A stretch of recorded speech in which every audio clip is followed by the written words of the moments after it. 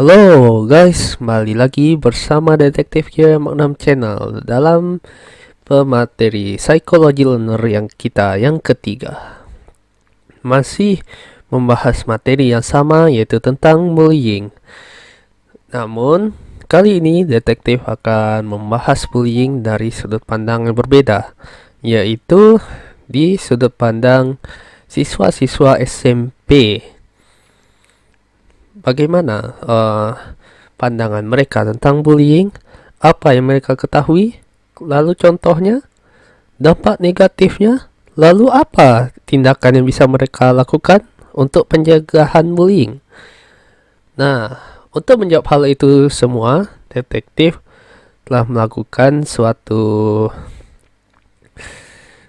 petualangan atau adventuring ke SMP 38 Padang. Untuk lebih jelasnya, mari kita lihat video berikut ini. Check it out.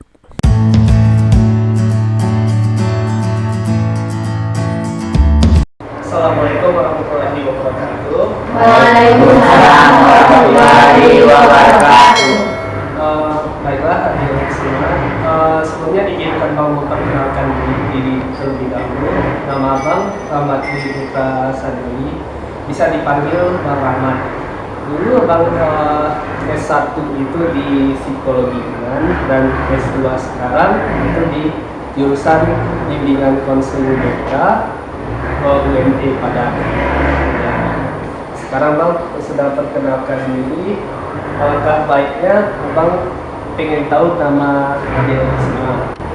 Mulai dari sebelah kiri Abang dulu.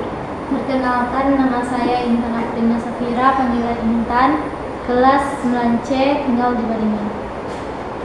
Oke, selanjutnya. Perkenalkan, nama saya Alia Furkanisa Kadri dari kelas 9B asal Baringin, panggilan saya Alia. Perkenalkan, nama saya Gaya Ferzi Dwikena, saya kelas 9B, tinggal di Entak Benteng, panggilan Gali.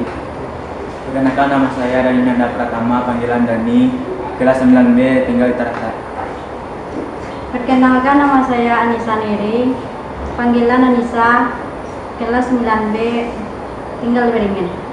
Perkenalkan, nama saya Lola Afriani, panggilan Lola, tinggal di Baringin, kelas 9B. Perkenalkan, nama saya Keke Wahyu, panggilan saya Keke, kelas 9B, tinggal di Tarasa. Perkenalkan, nama saya Mirza Fulita, panggilan saya Foni, kelas 9B, tinggal di Baringin. Baik, alhamdulillah.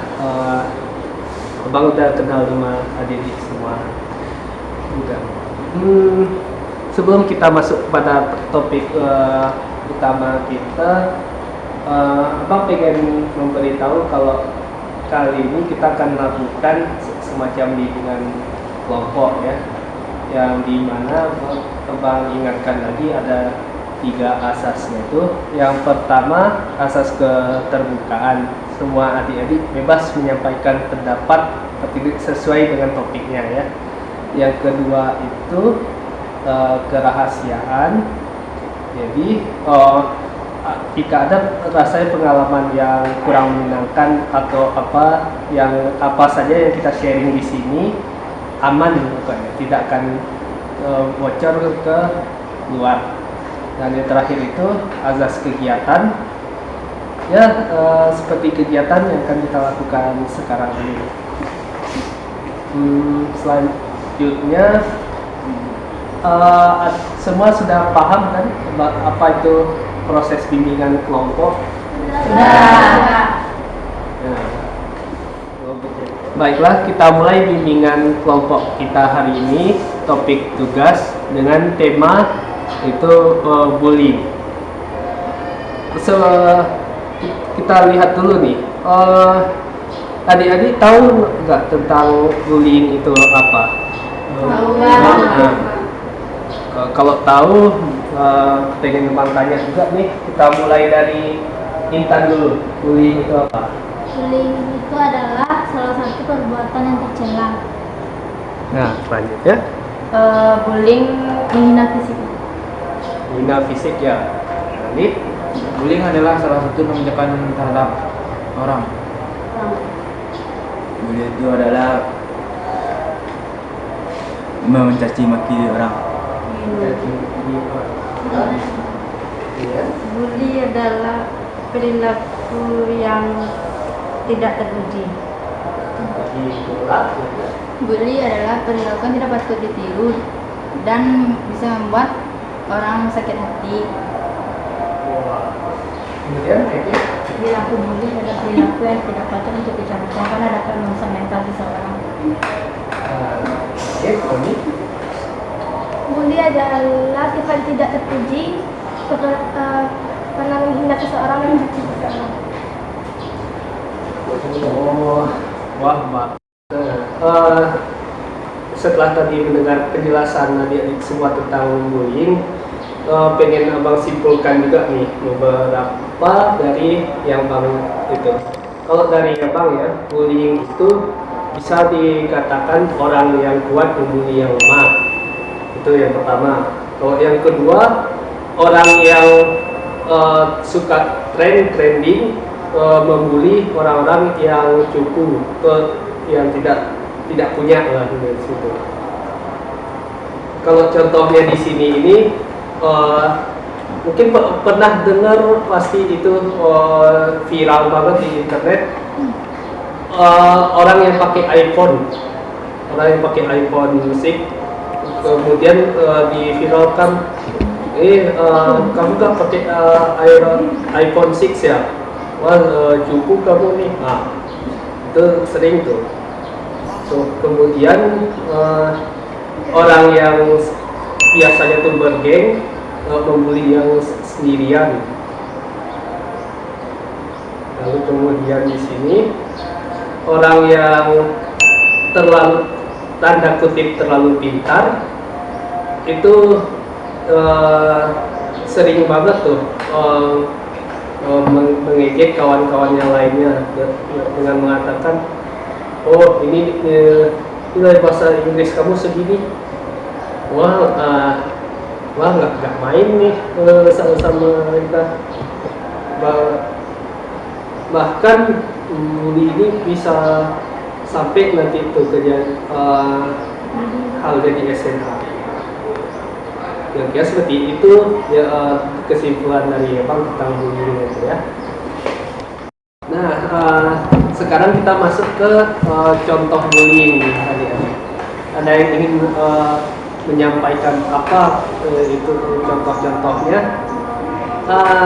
Mungkin abang mulai dari Lola dulu, ya kan?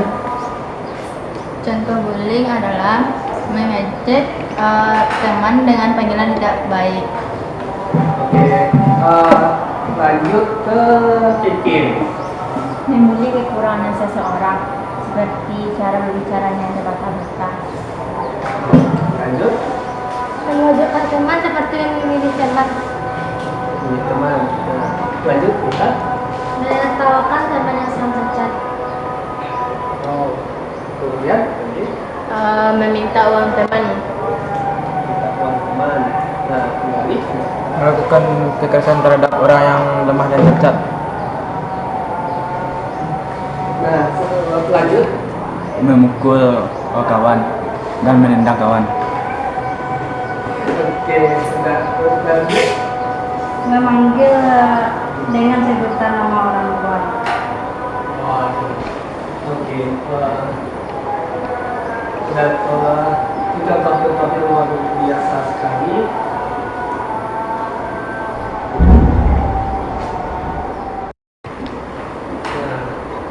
Tadi adik-adik sudah menjelaskan apa itu bullying beserta contohnya. Sekarang apa dampak negatif bullying itu tersebut? Kita mulai dari Poni lah. Menurut kami, dampak negatif dari bullying bisa membuat seseorang menjadi gangguan jiwa. Oh, seperti gangguan jiwa ya. Kemudian Oke, ada Bisa meminta korban itu bisa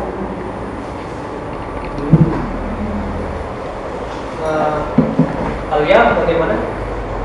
Korban bullying bisa mengakibatkan stres atau gangguan jiwa. terakhir itu Gali kelihatannya bersemangat. Ini adalah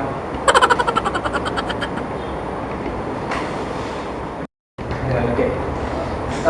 Baik, tadi setelah abang bilang apa penyebab bullying itu tadi dari adik-adik semua, abang pengen simpulkan bahwa penyebab bullying itu dampaknya memang lebih ke arah psikologis.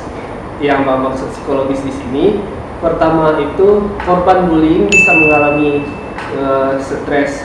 Apa stres yang dimaksud di sini, dia kepikiran terus sehingga belajarnya itu terganggu dan aktivitasnya di luar rumah juga bakal terganggu. Yang kedua itu jika dibiarin lama-lama dia akan depresi. Jadinya depresinya di sini dia itu merasa tidak percaya diri, bahkan ketika guru ngomong aja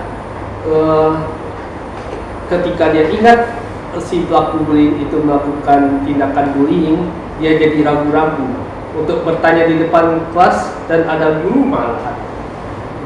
Dan jika dibiarin depresi itu lama-lama, dia jadi fobia ke sekolah.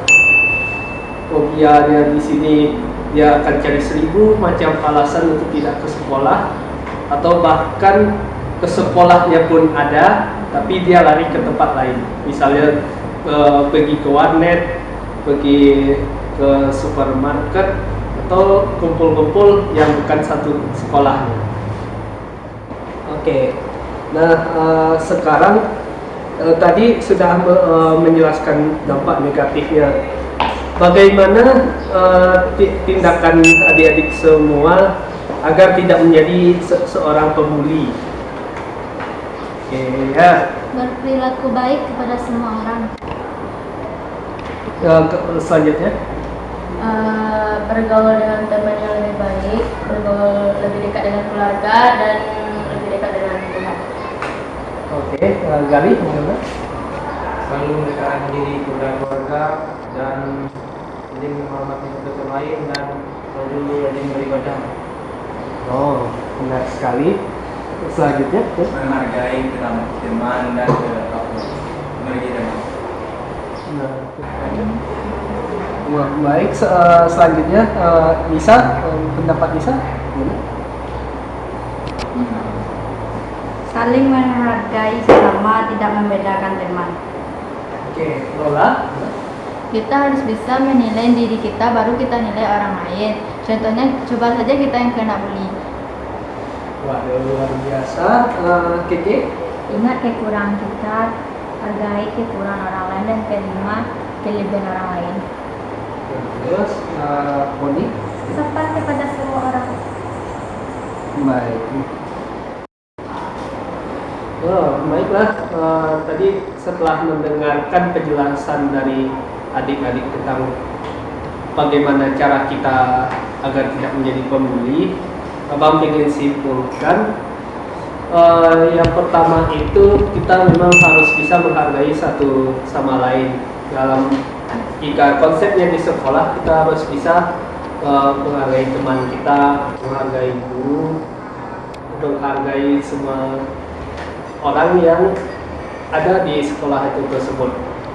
Kemudian kalau dari abang itu paling utama kita harus bisa berempati.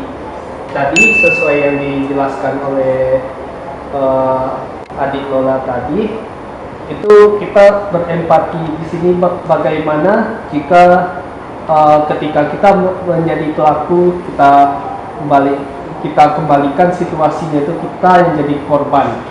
Apa nanti yang mereka itu rasakan dan apa yang kita rasakan, kita harus bisa mengerti, sehingga dengan kita mengerti satu sama lain, dalam tanda petik itu pelaku dan korban, tidak akan ada lagi terjadi pembulian, terutama itu di sekolah.